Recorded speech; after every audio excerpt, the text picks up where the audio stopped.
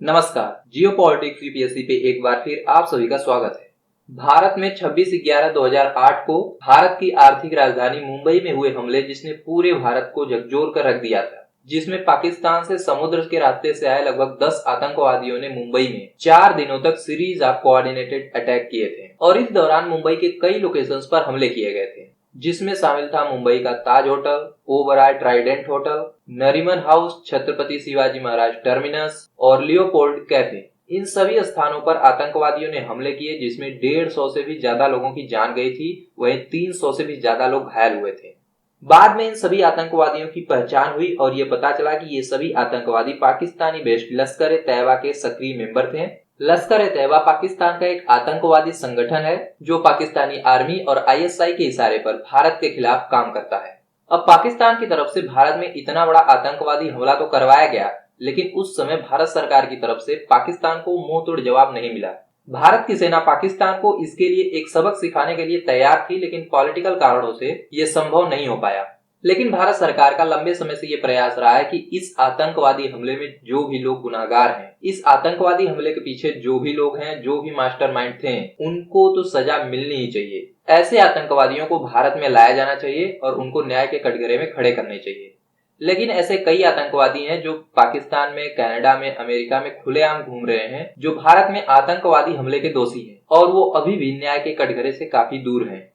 तो ठीक एक ऐसी ही न्यूज निकल कर आ रही है अमेरिका से, जहां पर यह बताया जा रहा है कि जो 26/11 मुंबई हमले का जो एक मास्टरमाइंड है, जो कि अमेरिका में है, जिसने इस हमले में बड़ी भूमिका निभाई थी, जिसका नाम है तहव्वुर राना, तो उसका अमेरिका भारत में प्रत्यार्पण कर सकता है। और इस व्यक्ति का संबंध है डेविड हेडली से, जो कि एक अमेरिकी नागरिक है, जिसने तहव्वुर राना के साथ मिलकर के 26/11 मुंबई हमलों के लिए रेकी की थी भारत में।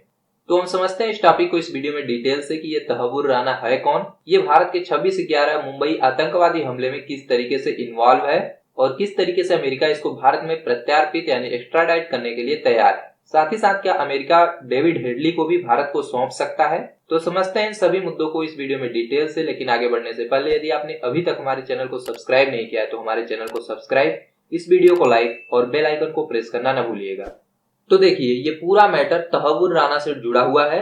तहव्वुर राना एक कैनेडियन पाकिस्तानी सिटीजन है, यानी मूल रूप से तो ये पाकिस्तान का है, लेकिन कनाडा में भी इसने सिटीजनशिप एक्वायर की है। इसका नाम आता है साल 2008 के 26/11 मुंबई हमले में, जिसके बाद अमेरिका में इसको गिरफ्तार कर लिया जाता है।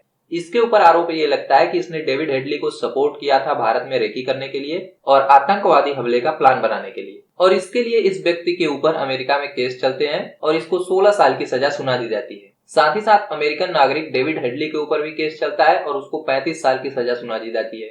लेकिन रिसेंटली हुआ क्या है कि ये जो तहव्वुर राणा है, इसकी सजा लगभग अमेरिका में पूरी हो चुकी है और यह आतंकवादी अमेरिका में खुले घूमने की कोशिश कर रहा है।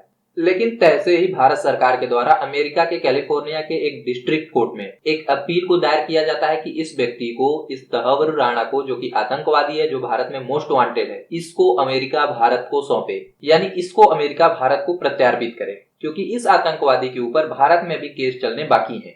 और अमेरिका के कैलिफोर्निया स्टेट के जो डिस्ट्रिक्ट कोर्ट में भारत सरकार के द्वारा एक अपील दायर किया गया था, उसको उस डिस्ट्रिक्ट कोर्ट ने पिछले साल मई में ही स्वीकार कर लिया था।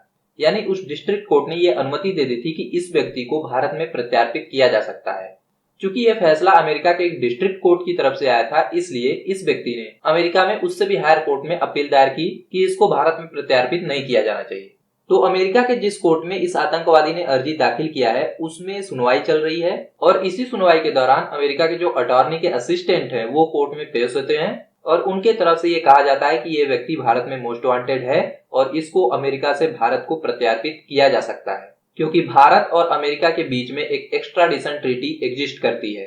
साथ ही साथ भारत ने 26/11 मुंबई हमले से जुड़े होने के इस व्यक्ति के सबूत भी दिए हैं, तो इस आतंकवादी हमले के लिए भारत में इसको प्रोसिक्यूट किया जा सकता है। तो ये पूरा खेल अभी अमेरिका में चल रहा है इस आतंकवादी के एक्स्ट्राडिशन को लेकर के।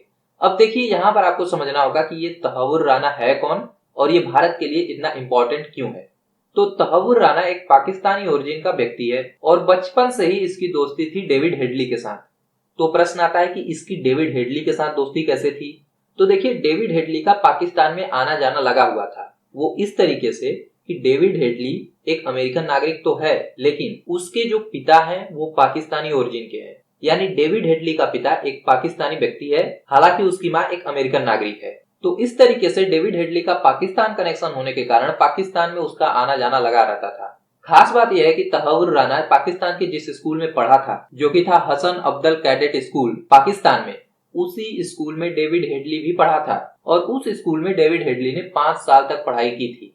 अब आप सोचिए कि एक अमेरिकन नागरिक पाकिस्तान में पढ़ने के लिए आ रहा है, और आप सभी जानते हैं कि पाकिस्तान में क्या पढ़ाई की जाती है और उसमें किस तरीके से फैक्ट्री वर्कर्स निकलते हैं। पाकिस्तान में पाकिस्तान की सेना के संरक्षण में केवल एक ही पढ़ाई होती है, वो है आतंकवाद की पढ़ाई, और यहीं से ये डेविड हेडली और तहव्वुर राना दोनों निकले हैं।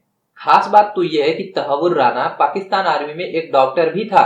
बाद में यह व्यक्ति पाकिस्तान से कनाडा में शिफ्ट हो जाता है और वहां पे कनाडा की नागरिकता ले लेता है, और वहां पर ये तहव्वुर राना, जो कि पाकिस्तानी आर्मी में एक डॉक्टर था, वो एक कंसल्टेंसी फर्म खोलता है जिसका नाम होता है फर्स्ट वर्ल्ड इमिग्रेशन सर्विसेज।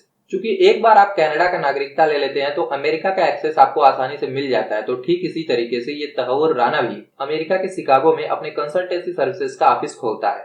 क्योंकि डेविड हेडली इसका फ्रेंड था, वो पाकिस्तान की आईएसआई के लिए काम कर रहा था, और यह जो व्यक्ति है तहव्वुर राना, वो पाकिस्तान की आर्मी से जुड़ा हुआ था। तो पाकिस्तान की आईएसआई की तरफ से डेविड हेडली को यह काम सौंपा जाता है कि डेविड हेडली को मुंबई में जाना होगा और भारत के मुंबई शहर में रेकी करनी होगी कि वो कौन कौन से स्थान हैं जहां पर पाकिस्तान के आतंकवादी हमले कर सकते हैं, और उसके लिए यूज किया जाता है इस तहव्वुर राना के कंसल्टेंसी सर्विसेज का। इस कंपनी का एक ब्रांच मुंबई में खोला जाता है जिसका हेड होता है डेविड हेडली। अब इस इमिग्रेशन सर्विसेज की आड़ में डेविड हेडली भारत आता है और वह आराम से मुंबई में रेकी करता है। इसके लिए तहव्वुर राना की तरफ से उसको पैसे भी प्रोवाइड करवाए जाते हैं, और वो पाकिस्तान के आतंकवादी ग्रुप लश्कर ए तैयबा के लिए भारत में पोटेंशियल टारगेट को आइडेंटिफाई करता है। यानी भारत में एक कंसल्टेंसी सर्विसेज की आड़ में, जो कि पाकिस्तानी आर्मी के एक व्यक्ति के द्वारा अमेरिका से संचालित किया जा रहा है, उसके आड़ में डेविड हेडली भारत आता है, यहाँ पर रेकी करता है, पोटेंशियल लोकेशंस को जिसपे आतंकवादी हमले होने हैं उसको आइडेंटिफाई करता है, उसके बारे में पूरी जानकारी पाकिस्तान को प्रोवाइड करवाता है। उसके बाद डेविड हेडली भारत से अमेरिका चला जाता है। उसके बाद जब 26 नवंबर 2008 को पाकिस्तान से आए लगभग 10 आतंकवादी जब मुंबई में आते हैं और वो भारत के फाइनेंशियल कैपिटल मुंबई में ताबड़तोड़ आतंकवादी हमले करते हैं, जो लगभग 4 दिनों तक चलता रहता है, जिसमें लगभग 166 लोगों की जान जाती है और 300 से ज्यादा लोग घायल हो जाते हैं। तो ये घटना पूरे भारत को झकझोर के रख देता है। ये घटना पूरे भारत के लिए एक सबसे बड़ा इंटेलिजेंस फेल्योर भी माना जाता है, और जब इस पर भारत में जांच बैठती है और ये पता चलता है कि किस तरीके से इस आतंकवादी हमले को भारत में अंजाम दिया गया, तो परत दर परत जब सभी चीजें खुलती हैं तो समझ में आता है कि ये कितना बड़ा इंटेलिजेंस फेल्योर था। लेकिन जब पाकिस्तान की तरफ से, पाकिस्तान की सेना की तरफ से इतना बड़ा आतंकवादी हमला भारत में करवाया गया था, तो भारत की सेना भी पाकिस्तान को उस समय मुंहतोड़ जवाब देना चाहती थी, लेकिन भारत में पॉलिटिकल रीजंस की वजह से भारतीय सेना ऐसा नहीं कर पाई। पाकिस्तान को तो सबक सिखाने की बात छोड़िए, इस आतंकवादी हमले के जो भी लोग जिम्मेदार थे, जो भी लोग मास्टरमाइंड थे, जो भी लोग इसके पार्ट थे, वो अभी भी पाकिस्तान में, अमेरिका में, कनाडा में खुलेआम घूम रहे हैं, लेकिन उनको न्याय के कटघरे तक अभी तक नहीं पहुंचाया गया है। लेकिन भारत सरकार का यह प्रयास है कि जो भी आतंकवादी या तो पाकिस्तान में है या अमेरिका में है या कनाडा में है, उनको भारत में वापस लाया जाए और उनके खिलाफ कार्रवाई की जाए। और इसी के तहत ये जो तहव्वुर राना का केस है वो अमेरिका में चल रहा है। अब देखिए, भारत में जब इस आतंकवादी हमले की जांच होती है और ये पता चलता है कि इसमें एक अमेरिकन नागरिक डेविड हेडली भी इन्वॉल्व है, तो अमेरिका में इसको गिरफ्तार कर लिया जाता है और उसके बाद इस तहव्वुर राना को भी गिरफ्तार कर लिया जाता है। चूंकि ये दोनों अमेरिका में मौजूद थे और भारत की तरफ से दबाव बहुत ज्यादा था, चूंकि ये भारत के गुनहगार थे और भारत चाहता था कि अमेरिका इनको भारत को सौंप दे, लेकिन उस समय अमेरिका ने ऐसा कुछ नहीं किया। अमेरिका ने इनको बचाने के लिए अपने देश में इनको सजा दिलवा दी ताकि भारत का ध्यान इन दोनों लोगों पर से हट जाए। चूंकि तहव्वुर राना की सजा जो अमेरिका में थी वो पूरी हो चुकी है, तो अब भारत सरकार की तरफ से उसको भारत में लाने का प्रयास शुरू किया जा चुका है। भारत सरकार की तरफ से अमेरिका के कैलिफोर्निया स्टेट के डिस्ट्रिक्ट कोर्ट में अपील किया गया था, जिसको उस कोर्ट ने मंजूर भी कर लिया था। चूंकि ये डिस्ट्रिक्ट कोर्ट था, उसके हायर कोर्ट में ये तहव्वुर राना अपील कर सकता था, तो उसने अपील किया। तो अब उसी कोर्ट में इसकी सुनवाई हो रही है और उसी दौरान यूएस के अटॉर्नी जनरल के असिस्टेंट्स की तरफ से ये बयान आया है कि ये व्यक्ति भारत में मोस्ट वांटेड है और अमेरिका से इसको भारत में एक्स्ट्राडाइट किया जा सकता है, क्योंकि ये व्यक्ति भारत और अमेरिका के एक्स्ट्राडिशन ट्रीटी के अंडर में आता है। तो अभी आगे देखना होगा कि इस पूरे केस में होता क्या है। क्या यह व्यक्ति अमेरिका से भारत में प्रत्यार्पित किया जा सकता है?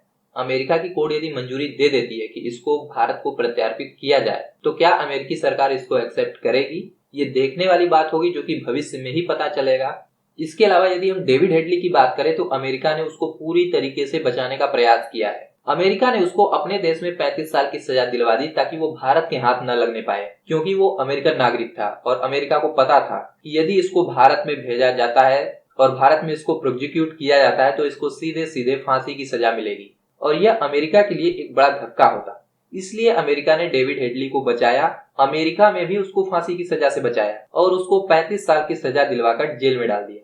लेकिन ये जो व्यक्ति है तहव्वुर राना, जिसने डेविड हेडली को फाइनेंशियली और लॉजिस्टिकली सपोर्ट किया था भारत में रिकॉनेसेंस मिशन को अंजाम देने के लिए, जो कि डेविड हेडली लश्कर ए तैयबा के बिहाफ पे कर रहा था। चूंकि राना भी पाकिस्तानी ओरिजिन का ही एक व्यक्ति है जो कि पाकिस्तान की सेना में काम कर चुका है, तो ऐसा माना जा रहा है कि ये व्यक्ति डायरेक्टली आतंकवादियों से संपर्क रखता है।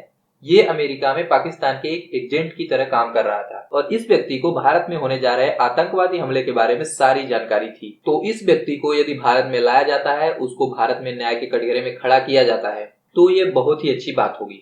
और भारत सरकार को ये हमेशा प्रयास करते रहना चाहिए कि जो भी आतंकवादी भारत में आतंकवादी हमले के लिए इन्वॉल्व हो, आतंकवादी हमले के लिए जिम्मेदार हो, चाहे वो पाकिस्तान में हो, अमेरिका में हो, कनाडा में हो या दुनिया के किसी भी कोने में हो, वो न्याय के कटघरे तक पहुंचने चाहिए। उनके साथ न्याय तो किया ही जाना चाहिए, चाहे वो अननोन मैन करें या भारत में उनको ला करके किया जाए।